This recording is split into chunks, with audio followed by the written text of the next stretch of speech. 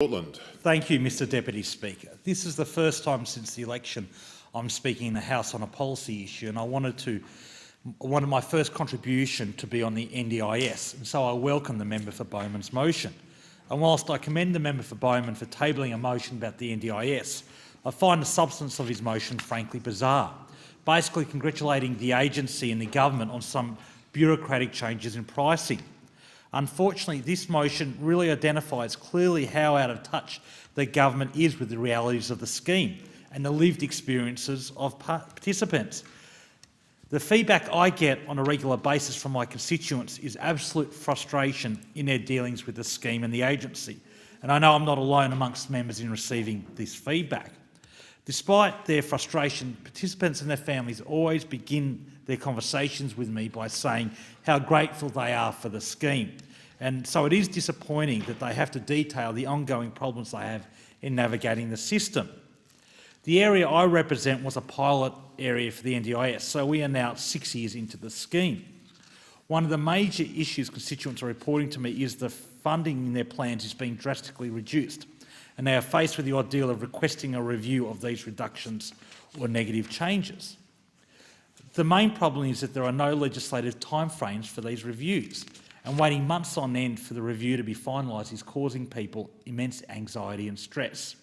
This needs to be addressed as a matter of priority, as plans are expiring and participants are in limbo while they wait for the outcome of their reviews. Mr Deputy Speaker, another common complaint is a basic one that can be easily addressed. That is the dreadful difficulty participants have in communicating with the agency. I recently met with a mother who told me she had not had a return call from the agency in years. And remember, these are people who've been in the scheme for 6 years. And when she has contact, it is with contractors and not with the employees of the agency.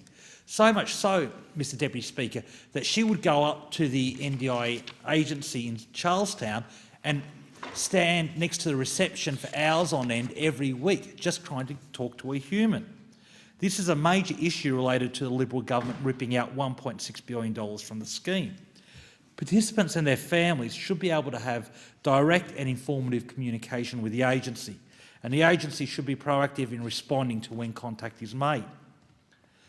In the time remaining, I want to bring to the attention of the House some shocking constituent experiences. One participant was told by a planner that they wanted to see an improvement in her child's autism by the next plan's review. This is just truly shocking. Parents of children with a disability should not have to endure this horrific ignorance in their dealings with the agency.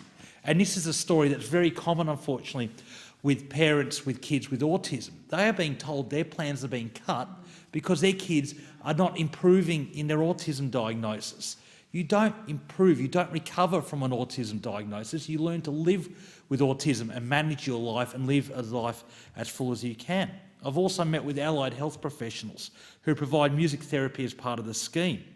They had to seek my assistance in getting confirmation from the Minister that music therapy could be funded as part of the scheme when considered reasonable and necessary, because planners at the agency were telling participants it definitely could not be funded. And I only had to go to the Minister because my parliamentary liaison at the agency was unable to provide definitive advice on this. There is something wrong in the scheme when you have to go to the Minister to get a declaration on whether a service is within the scheme's ambit or not.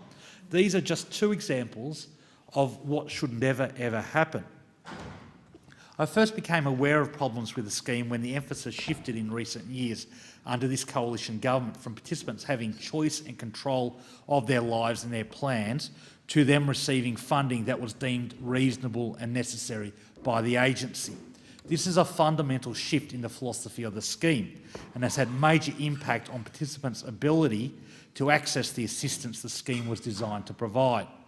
This change, combined with the massive underspend by the government to prop up the promised surplus, are having impacts on the most vulnerable people in our society and their families and carers. The government should not be congratulating itself or the agency with motions like this. It should be adequately funding the scheme and immediately addressing as a matter of urgency some of the issues I've raised today. Madam Deputy Speaker, this scheme is one of the great legacies of Labor governments. It stands there with Medicare, and I applaud the current government for continuing to support it. But that support should be full-throated, it should be meaningful, it should not be involving penny pinching, and it should improve the lives of every Australian in the scheme.